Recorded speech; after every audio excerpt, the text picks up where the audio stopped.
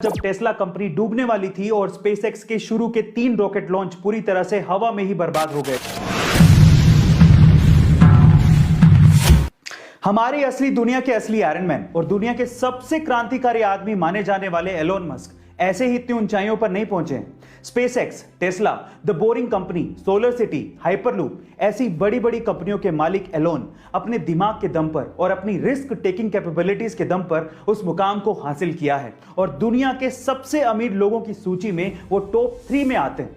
आज इस वीडियो में हम लोग एलोन मस्क की ऐसी 3 कहानियां जानेंगे जिन्होंने उन्हें इस ऊंचाई पर पहुंचाया है। गाइस, अगर आप ये 3 कहानियां ध्यान से सुनेंगे तो मैं आपसे गारंटी लेता हूं कि आप भी अपनी जिंदगी में पॉजिटिव बदलाव लाकर सक्सेस को पाने की कोशिश करेंगे। उनकी पहली कहानी जुड़ी है उनके बचपन से। जब एलोन मस्क छोटे थे तो उनके माता पिता का तलाक हो गया था। ऊपर से जिस स्कूल में वो जाते थे उन्हें वहां पर कोई भी पसंद नहीं करता था, उन्हें बुली किया जाता था। एक बार तो उनके स्कूल के बच्चों ने एलोन को इतना मारा कि वो 7 दिन के लिए हॉस्पिटलाइज हो गए थे। किसी को भी एलोन में कुछ भी खास नजर नहीं आता था। ऊपर से उनके पेरेंट्स को एलोन में एक प्रॉब्लम नजर आने लगी थी। जब भी घर वाले एलोन को बुलाते तो उन्हें कुछ सुनाई ही नहीं देता, वो कुछ जवाब ही नहीं देते थे। शुरू में घर वालों को यह लगने लगा कि उसके कान खराब हो चुके हैं। इसी वजह से एलोन को कान के डॉक्टर के पास ले जाया गया और उनकी सर्जरी करवाई गई ताकि उनकी सुनने की क्षमता बढ़ सके। लेकिन उसके बावजूद भी घर वाले जब भी बुलाते एलोन कोई जवाब ही नहीं देते। लेकिन बाद में समझ में आया कि यह साधारण सा दिखने वाला लड़का एक असाधारण क्षमता रखता है और वो क्षमता है एकाग्रता की, यानी कि कंसंट्रेशन की। जब भी एलोन मस्क कोई काम करते तो वो उसमें इतने डूब जाते कि आसपास क्या चल रहा है उन्हें कुछ भी एहसास ही नहीं होता। जब वो बुक्स पढ़ते या फिर कोई काम करते या फिर सोचते तो वो पूरी तरह से अपने माइंड को कंसंट्रेट कर देते थे। गाइस, यहां पर उनके बचपन से ये बात सीखने लायक है कि जब भी आप कोई भी काम करें अपना 100% फोकस सिर्फ उसी काम पर लगाएं, आपको सक्सेस मिलेगी ही। अगली कहानी जुड़ी है उनकी टीनेज से। गाइस, बुक्स पढ़ने की आदत उन्हें बचपन से ही लग चुकी थी और पेरेंट्स तक को पता था कि अगर एलोन घर पे नहीं है तो वो पक्का घर के किसी आसपास की लाइब्रेरी में बैठकर बुक्स पढ़ रहे होंगे।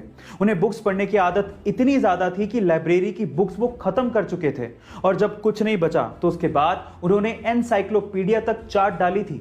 अपनी पढ़ाई को आगे कंटिन्यू करने के लिए उन्होंने साउथ अफ्रीका छोड़ा और वो कनाडा शिफ्ट हो गए। बाद में हायर स्टडीज के लिए वो यूएस चले गए। तब यूएस में जॉब्स के क्राइसिस बहुत ज्यादा थे, लेकिन इंटरनेट का क्रेज बहुत बूम पर था। तब उन्होंने अपने भाई के साथ बैठकर इंटरनेट पर कुछ करने की सोची। उस वक्त उन्होंने ये ध्यान दिया कि येलो पेजेस नाम से एक बुक आती है जिसमें छोटे बड़े जितने भी बिजनेसेस हैं वहां पर लोग इनके कॉन्टैक्ट नंबर और उनके एड्रेस को ढूंढा करते हैं। तो उन्होंने सोचा कि क्यों ना एक ऐसा सॉफ्टवेयर बनाया जाए जिसमें येलो पेजेस की जरूरत लोगों को पड़े ही नहीं और सारी चीजें उन्हें इंटरनेट पर ही अवेलेबल हो जाएं। उन्होंने कंपनी का नाम रखा Zip2 और आगे चलकर ये कंपनी इतनी ज्यादा फेमस हो गई कि कॉम्पैक्ट ने इस Zip2 नामक कंपनी को $307 मिलियन में खरीदा और एलोन मस्क 27 साल की उम्र में ही मिलियनेयर बन चुके थे। अब वो चाहते तो आगे की सारी जिंदगी बड़ी आसानी से काट सकते थे, लेकिन अब सुनते हैं उनकी तीसरी कहानी जिसने उन्हें अमीर और मशहूर बना दिया। Zip2 को सेल करने के बाद एलोन ने पूरी दुनिया में बैंकिंग ट्रांजैक्शंस को आसान बनाने के लिए X.com नामक एक कंपनी की शुरुआत की, जो कि आगे चलकर पेपल नाम से मशहूर हुई, जिसे eBay ने $1.5 बिलियन में खरीदा था।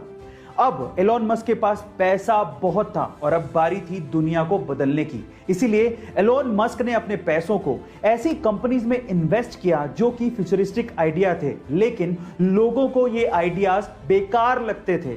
जब एलोन ने इन कंपनीज में अपना पैसा डाला तो लोग उन्हें पागल और पैसा बर्बाद करने वाला कहने लगे थे। सन 2002 में एलोन मस्क ने अपने पैसों का 75% हिस्सा स्पेसएक्स नामक कंपनी में लगाया, जो कि सस्ते स्पेस व्हीकल बनाना चाहती थी और लोगों को स्पेस की सैर करवाना चाहती थी।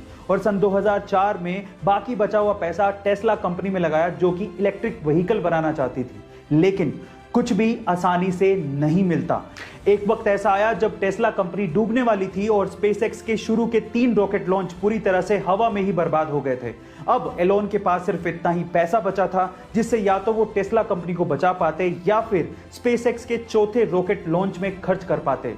फिर से उन्होंने हिम्मत दिखाई, रिस्क उठाया और अपना पैसा स्पेसएक्स के चौथे रॉकेट लॉन्च में लगाया, जो कि फॉर्चुनेटली सक्सेसफुल रहा और नासा ने तब एलोन मस्क को बैक किया, $1.6 बिलियन की फंडिंग दी।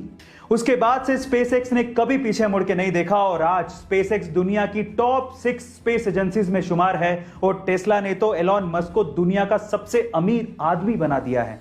यहां पर सीखने लायक बात यह है कि अगर आपके आइडियाज पर आपको भरोसा है तो रिस्क जरूर उठाओ, क्योंकि किस्मत भी उसी का साथ देती है जो कि अपने आप पे विश्वास रखता है और रिस्क उठाता है।